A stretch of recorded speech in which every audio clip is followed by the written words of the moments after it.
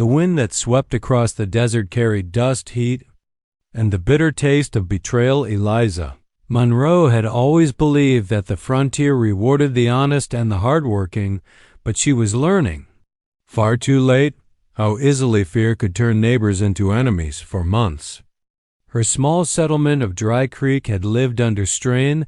The trade route to the south had grown dangerous, and tensions with nearby Apache bands had led to bloodshed when a group of settlers was ambushed during a trading mission. The blame needed a face, and Eliza, the daughter of a trader who once dealt fairly with the Apache, became that face. They saw her talking to one of them. Someone had whispered. She told them where the wagons were headed. The story spread like wildfire by nightfall. The men gathered outside her home, rifles in hand. Faces twisted with rage and fear, Eliza tried to plead her innocence. But reason meant little in the fevered minds of those who'd lost sons and brothers. "We can't kill her," one said, "not unless we want blood on our own hands." "So we send her where she belongs," another sneered, "out there with them." They tied her hands, loaded her into a wagon, and drove her miles into the wilderness to the rocky borderlands that marked Apache territory. The sun burned overhead. Unrelenting, the wagon jolted to a stop, and without a word, they dragged her out and cut the ropes. "Let the savages decide your fate," one of them spat. The wheels rolled away, leaving only the sound of wind and Eliza's ragged breathing. She stood motionless for a long moment, the realization sinking like a stone in her chest. She was alone, utterly, terrifyingly alone. The desert stretched in every direction. Endless and merciless cacti and stone spires cut the horizon, and heat shimmered off the sand like fire. She had no food, no water, and only the torn clothes on her back. The ache in her throat burned worse than the sun. She walked for hours, maybe days.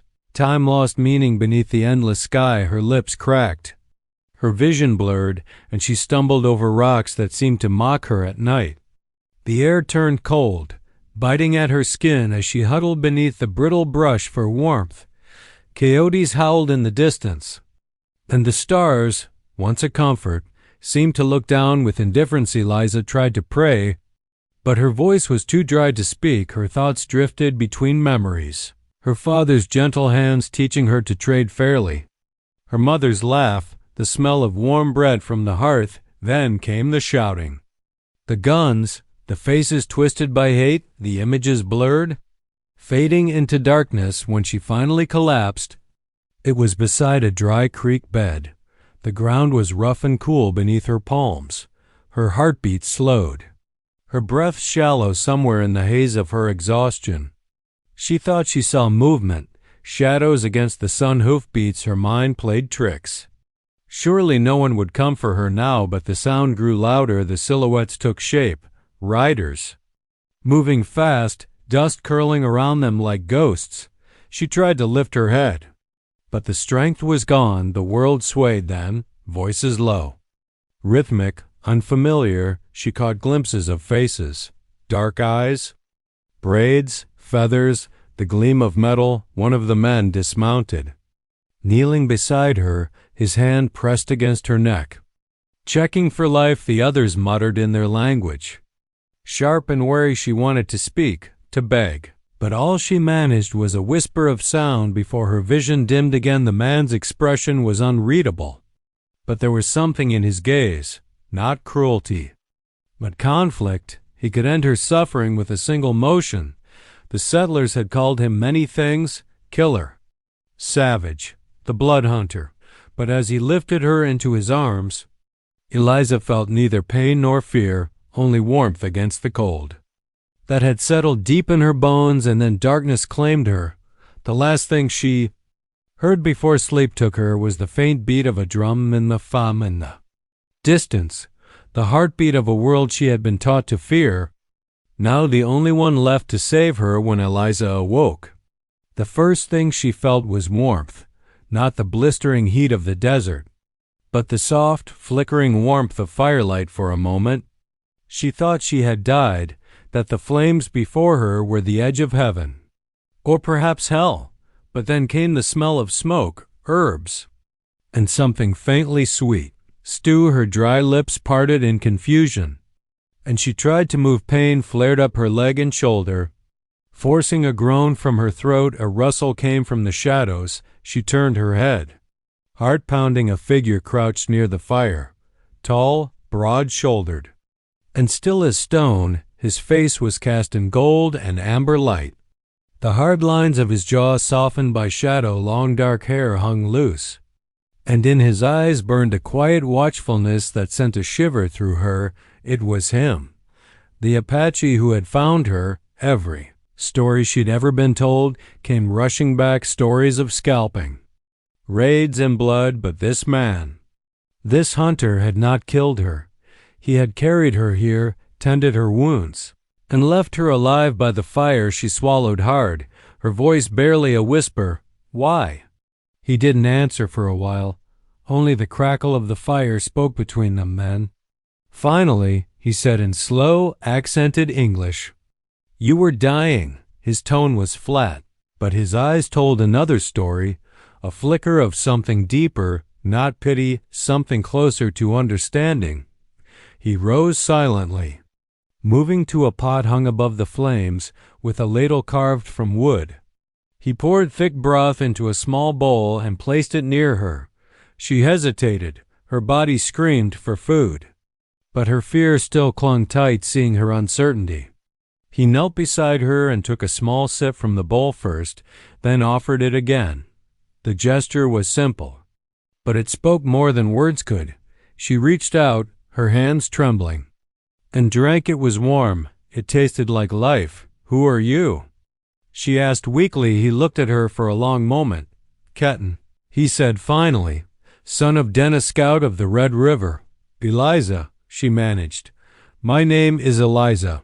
He nodded once, as if acknowledging her name, sealed an unspoken agreement. Then he rose again, stepping into the dimness beyond the firelight around her. She could make out shapes. A small Apache camp tucked among the rocks. Horses grazed nearby. Women's voices murmured in the distance. Children's laughter echoed faintly. It was not what she expected, not the savage camp of her town's fearful tales, but a community, living and breathing. Days passed in slow rhythm. Ketan came and went, sometimes bringing herbs, sometimes fresh water. He rarely spoke, but his actions spoke louder. A blanket tucked closer around her shoulders at night, an arrowhead left by the fire to ward off snakes, a carved wooden cup filled with cool spring water. When her fever rose, Eliza watched him carefully, trying to understand the man behind the reputation. The townsfolk had called him the blood hunter, the ghost who stalked soldiers at night, but the more she saw, the less she believed it. This was not a man who killed without thought. This was a man shaped by war, by pain, by loss. One evening, as the sun dipped below the cliffs, painting the camp in gold, she gathered her courage. "Why did you save me, Ketan?" He looked at her across the fire. "The desert does not need more death," he said quietly. "It takes enough." She blinked at his words, not expecting such gentleness. "But your people, they don't want me here, do they?" He was silent for a moment, then he shook his head. "Some do not. They remember what your people did. They fear what you may bring." "And you?" she asked, soft like Ketan met her eyes. "I do not fear the wounded." His gaze lingered, calm, steady, unyielding. For the first time since her exile, Eliza felt seen, not as a traitor, not as an enemy, but simply as human. That night, she lay awake listening to the quiet hum of crickets, the sigh of wind through the canyons, and Ketan's steady footsteps as he walked the perimeter of the camp. She didn't know what the days ahead would bring, but deep inside, she knew one truth. Mercy had spared her life, and sometimes mercy was the rarest form of courage. The days following Eliza's rescue unfolded in quiet tension. Though Ketan had given her food and shelter, the Apache camp remained a place of unease for her. Every sound, the rustle of feathers, The whisper of moccasins on sand, the sharp cries of children made her flinch. She felt their eyes on her. Watching, judging, she was the outsider. The white woman who had no place. Harakeeton tried to ease her discomfort in small ways. He left food where she could reach it, showed her how to bind her leg with yucca fibers, and taught her which plant soothed pain, but he never lingered long. And Eliza soon learned why the rest of his tribe did not approve. One evening, as dusk painted the canyon walls in blood-red light, Kenton returned from hunting. He found two elders speaking harshly in their language near his fire. Their eyes flicked toward Eliza with suspicion and anger when Kenton approached. Their voices grew louder, their gestures sharp, though Eliza couldn't understand the words. She understood the tone. She was a problem, a danger. After the elders left, Kenton sat near the fire, his expression unreadable. "They think I bring trouble?" Eliza said quietly. He didn't deny it. "They remember when soldiers burned our winter camp," he said, his voice low. "They remember your people's guns." The words stung, not because they were cruel, but because they were true. Eliza lowered her eyes. "I never meant harm." Kenton glanced at her. Intent does not always stop the bullet. Silence settled between them, heavy as the night air. Then Kenton reached into his pouch and drew out a small carved stone. "Shaped like a bear," he set it beside her. "For strength," he said simply. It was the first gift she had ever received since being cast out. She turned it in her fingers, feeling the smoothness of its surface. Somehow, the gesture felt more powerful than any words of comfort could have been. Over the next few days, Eliza began to regain strength. She tried to help where she could, fetching water, mending garments, even helping a woman named Naya grind corn by the fireside. The children, curious but cautious, crept closer each day. One of them, a little boy with dark eyes and an unguarded smile, offered her a painted feather when she thanked him in halting Apache. Laughter rippled through the camp. That small moment broke something inside her. While she hadn't realized she was still holding for the first time, she smiled without fear. Keaton noticed the change that night. He brought her to a hill overlooking the valley. The stars stretched vast and endless, a river of light above the silent desert. "My father said the stars are the fires of those who walked before," he told her. "They watch to see if we honor their path." Eliza wrapped her shawl tighter around her shoulders. "Do they approve of you helping me?" He hesitated before answering. "Some would not understand mercy," he admitted, "but I will not let hate be my guide." She looked at him, her heart full of questions she didn't dare ask. "You've lost people too," she said. Softly his jaw tightened. "My brother, my mother's soldiers came when I was still young. They called us raiders. I watched them burn our tents." The pain in his voice wasn't bitterness. It was memory, old and raw. She wanted to reach out, to say something that could bridge the vast gulf between their worlds. But words failed. Instead, she whispered, "I'm sorry." Kenton looked at her for a long moment, then nodded, a quiet acknowledgement that carried more weight than forgiveness. As the firelight from the camp below flickered across their faces, something shifted. It wasn't love yet, not even friendship, but a fragile bond born of shared suffering and simple humanity. That night, as Eliza lay awake beneath a blanket of stars, she realized the fear that once gripped her had begun to fade. The Apache camp was no longer just a place of survival. It was becoming a place of understanding. And Kenton, the man once called the blood hunter, was no longer just her savior. He was the beginning of something she couldn't yet name, something that burned softly between fear and firelight. The peace that had begun to settle between Eliza and Kenton was fragile, like a delicate thread pulled taut by secrets neither dared to speak. Both carried pasts shadowed by loss and guilt.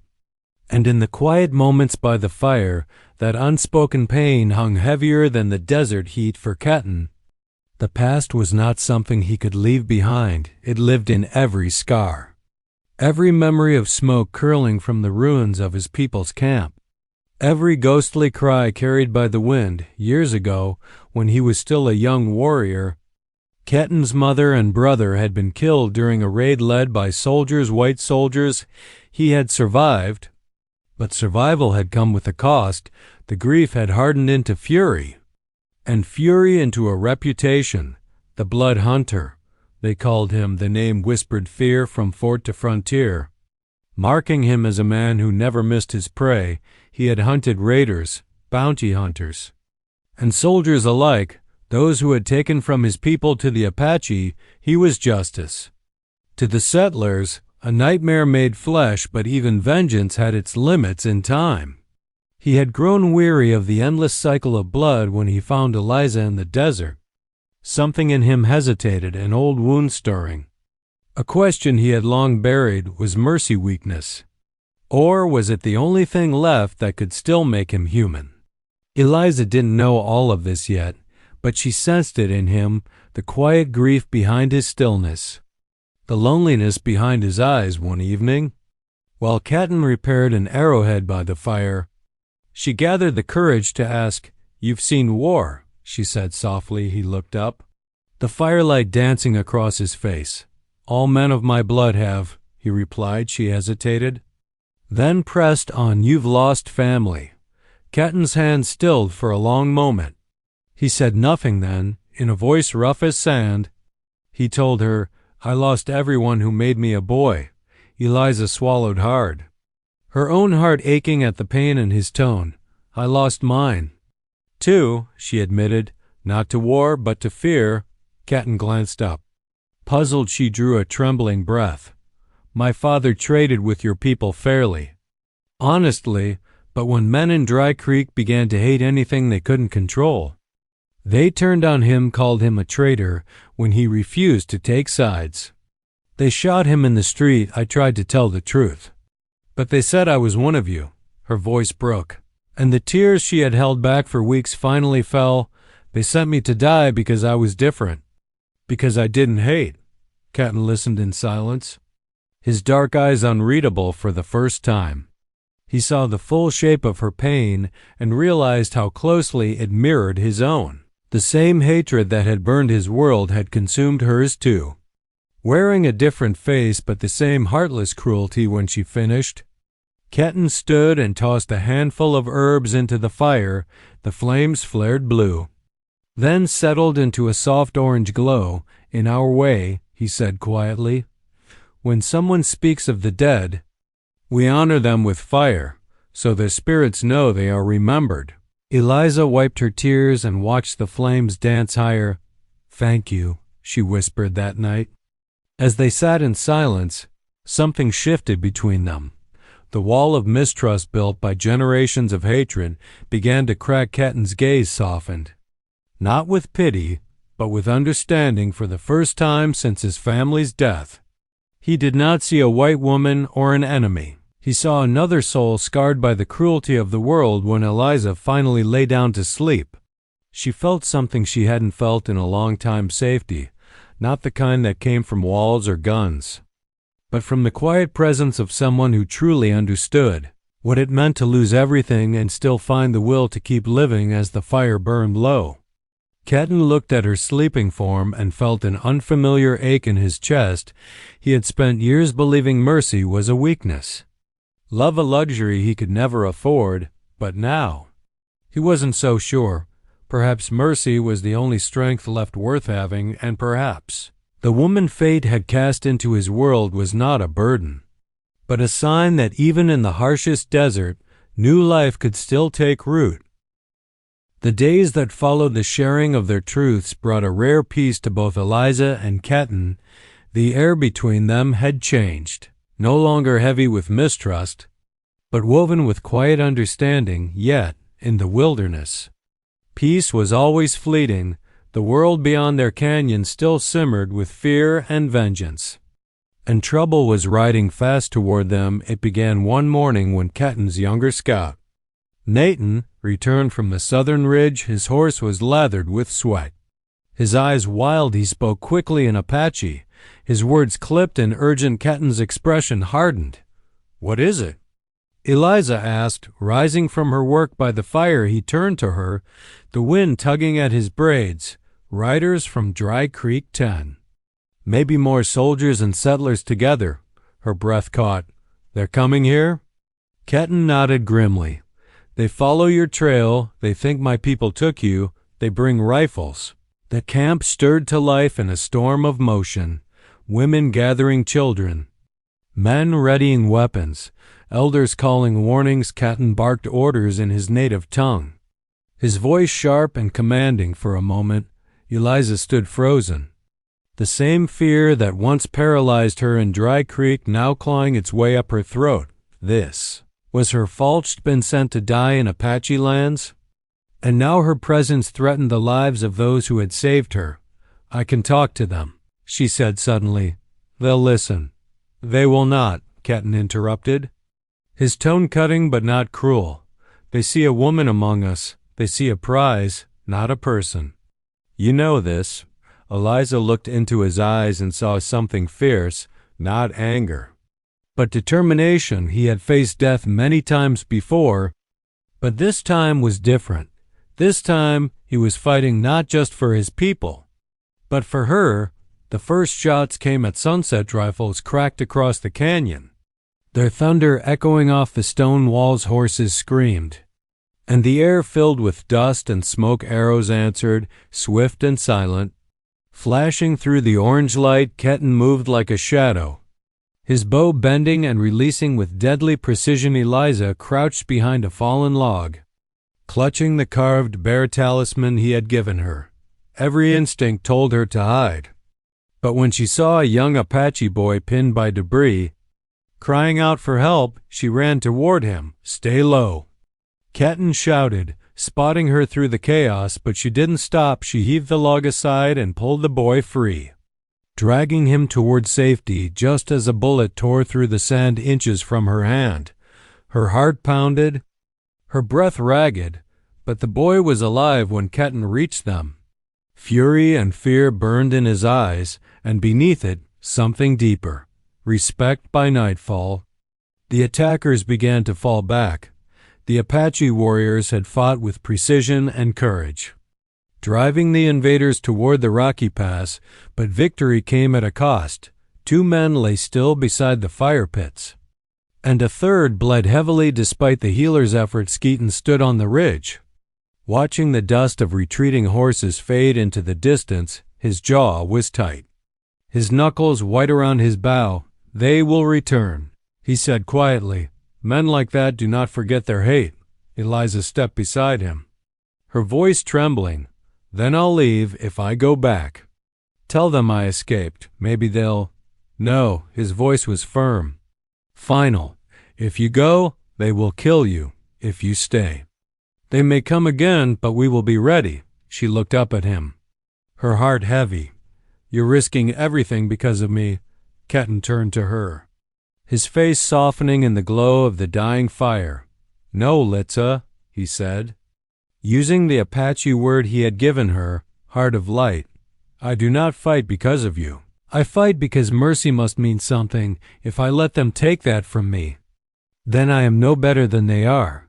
The word struck deep, and Eliza felt tears prick her eyes in that moment. Under the vast desert sky streaked with smoke and stars, she understood that Ketten's battle was not just against the settlers. It was against the cycle of hatred itself as the camp buried its dead and tended its wounded. Eliza knelt by the fire and whispered a prayer for both sides. She knew the war between their worlds might never truly end, but somewhere within it, something new had begun to bloom in the ashes of fear and fire. A fragile kind of hope had survived the dawn after the battle broke pale and quiet over the canyon. Smoke still curled lazily from dying embers, carrying with it the scent of ash and loss. The Apache camp was subdued, tending to their wounded, rebuilding what the night's chaos had taken. Yet in that fragile morning light, something else stirred, a decision that would shape both Eliza's and Ketten's futures forever. Eliza awoke to the sound of distant hoofbeats. For a moment, her chest tightened with panic. The settlers had returned, she thought, but when she stepped from her shelter, she saw Kenton already waiting on the ridge, bow in hand. His eyes fixed on the horizon, a single rider approached. Carrying a white cloth tied to his rifle, the man was older, his face weathered by sun and guilt, Sheriff Amos Harlan of Dry Creek. The very man who had watched her banishment in silence. Kenton motioned for his men to hold their ground when the sheriff dismounted and approached on foot. Eliza's stomach twisted. The memories came rushing back, the jeering voices, the rattling wagon, the desert swallowing her whole. "Miss Monroe," Harlan said, his voice rough. "I thought you were dead." Eliza stepped forward, trembling but defiant. "You wanted me that way." The sheriff looked away, shame flickering across his face. It wasn't right. "What happened? Folks were scared. They thought you'd brought the raids. I didn't stop them. I should have." Kenton's voice cut through the air, low and sharp. "And now you bring rifles to finish what fear started." The sheriff flinched. "I came to end this," he said. "The men who attacked your camp are dead or gone. The town's in pieces. They thought killing the Apache would bring peace. But it's only brought ghosts." He looked between them, the warrior and the woman, as if seeing for the first time the cost of hate. Eliza's heart pounded.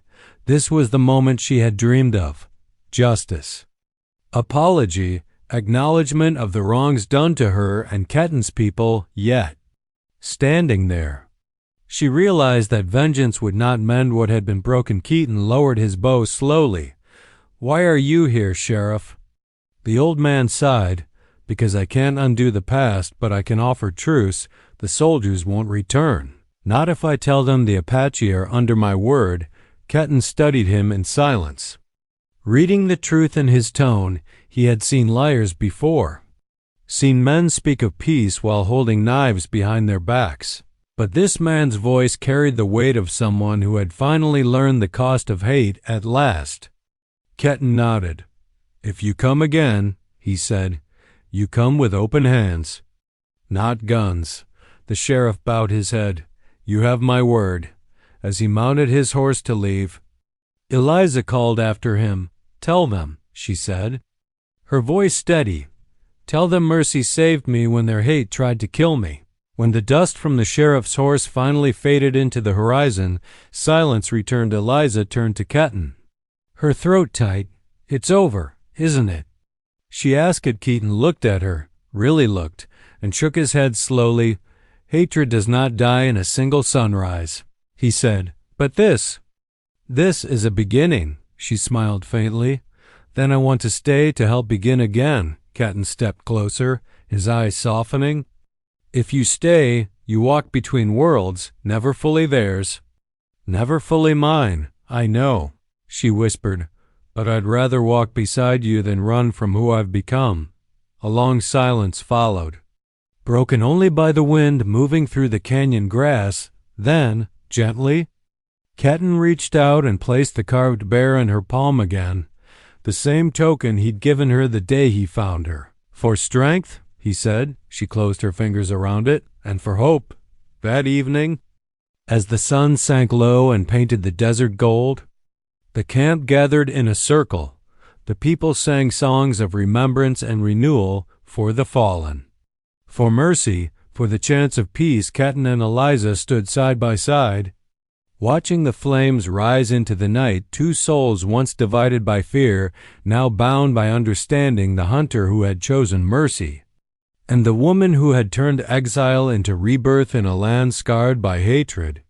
They had found something rare, not a fairy tale ending, but the quiet truth that even the hardest hearts can change, and that forgiveness, once kindled, can burn brighter than war and under the endless sky, where stars shimmered like watchful spirits.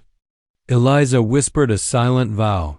She would live not in fear of what was behind her, but in hope for what lay ahead, a life rebuilt from mercy, love, and the courage to choose both.